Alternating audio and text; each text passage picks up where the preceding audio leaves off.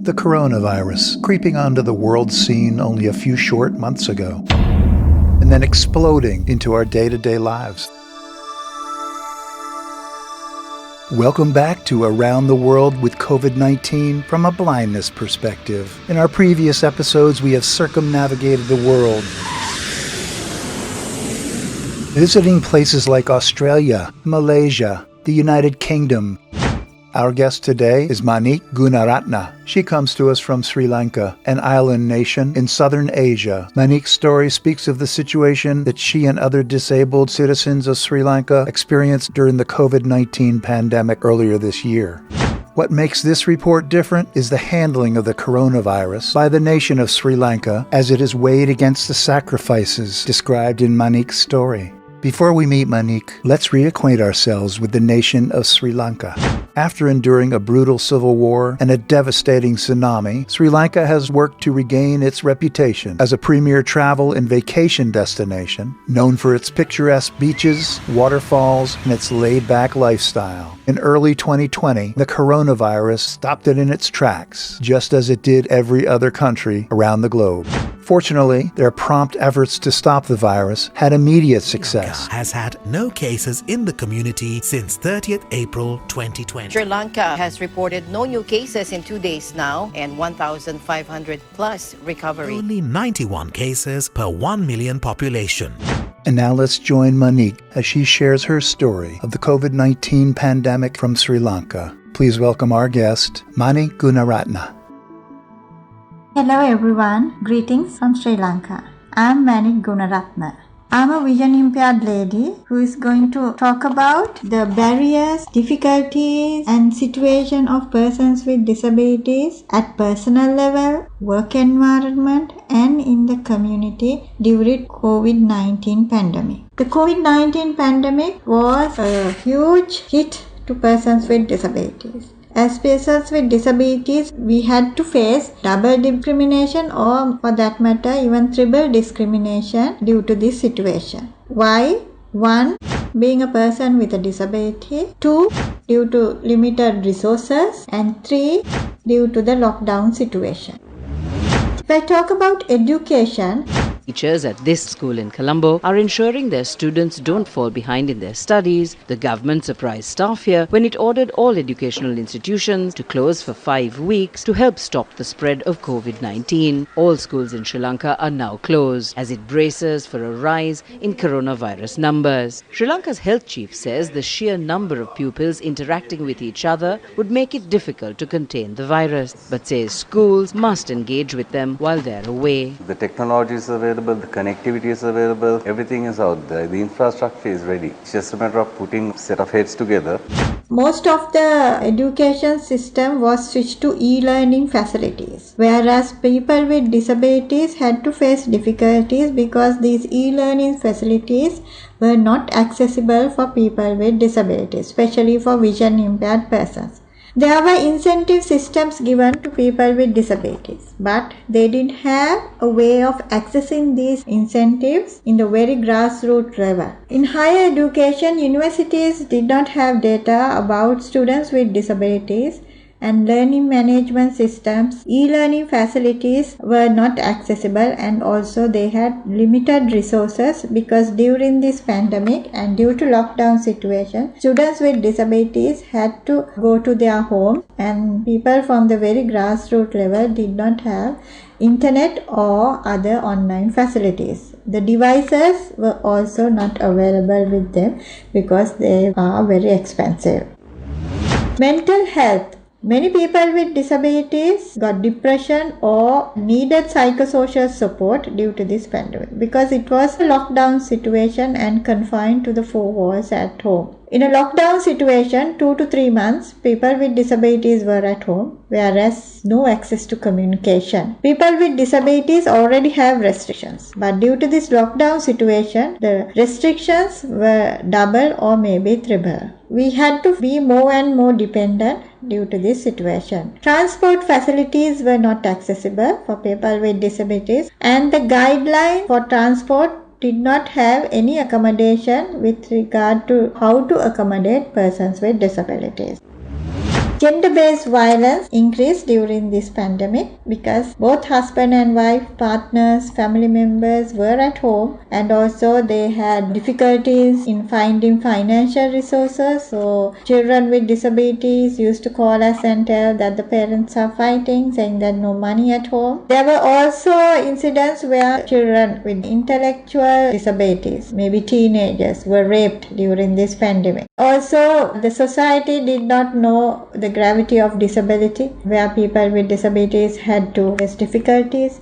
People with spinal cord injuries did not have the way of accessing health facilities, or for that matter, they didn't have a way of getting their catheters, urine bags. They have a lot of health issues. So actually the government has to think of disaster risk reduction system. They should know how to respond to disaster risk reduction. We must have access to healthcare system. Information on COVID-19 was not accessible for people with diverse disabilities. For hearing impaired persons, sign language interpretation was very less, and breaking news were not given in sign language interpretation in TV. Due to wearing of face masks, hearing impaired persons did not have a way of communicating because most of them use either sign language or lip reading. So we recommend that transparent masks should be used by the sign language interpreters or people who are interacting with hearing impaired persons. Social distancing affected people with vision impairment and also with severe disabilities.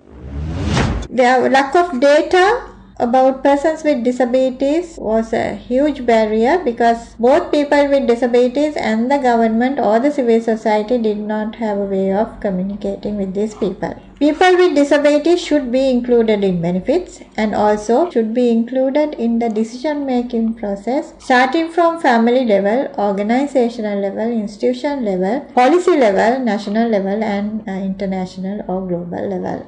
People from the very grassroots level, their parents are uneducated.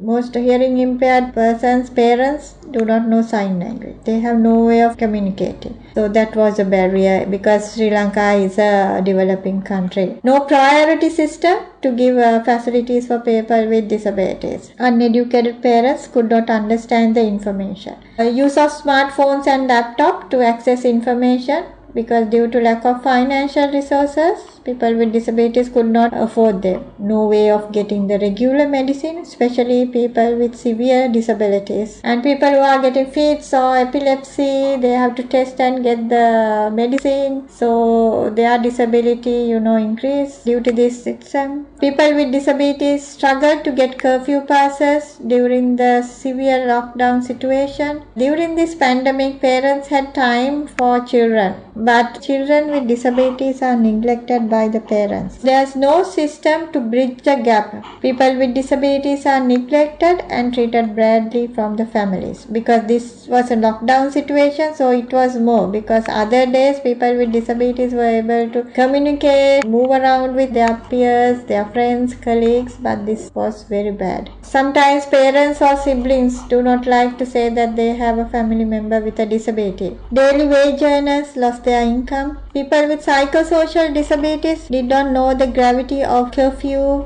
and people with intellectual disabilities did not have a proper idea of what this situation is.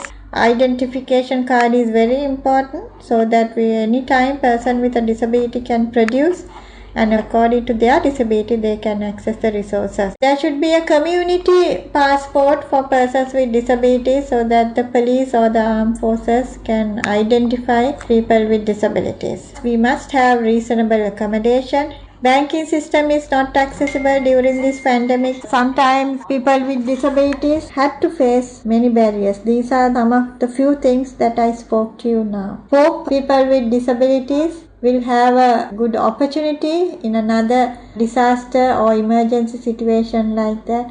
All of us must get together as a team, to support persons with disabilities.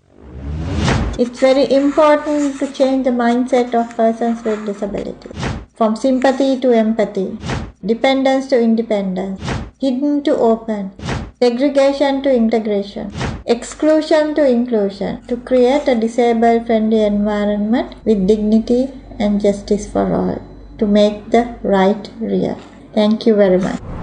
It seems to me that you have done something that no other country has done. What is Sri Lanka's magic formula? We have put into practice a very strong control system from the very beginning. Did you have an extended lockdown? Several months actually lockdown and curfew. Then thereafter it was lifted, and actually right now we have no restrictions whatsoever. You're saying the secret is that you started early. Am I correct? You started planning in January. We took strong measures. It was 23rd January. We would like to thank Manique for sharing her unique perspective on how the coronavirus affected disabled citizens in the island nation of Sri Lanka. Be sure to check out more episodes in our series, Around the World with COVID-19, from a blindness perspective. And from all of us here at Blind Abilities, through these challenging times, to you, your family, and friends, stay well, stay informed, and stay strong. Thank you so much for listening, and have a great day.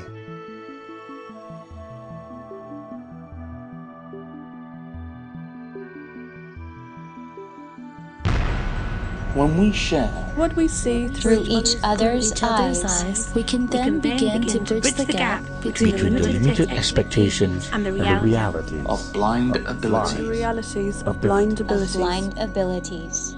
For more podcasts with a blindness perspective, check us out on the web at www.blindabilities.com, on Twitter at blindabilities. Download our app from the App Store, Blindabilities, that's 2 words, or send us an email at info@blindabilities.com. Thanks for listening.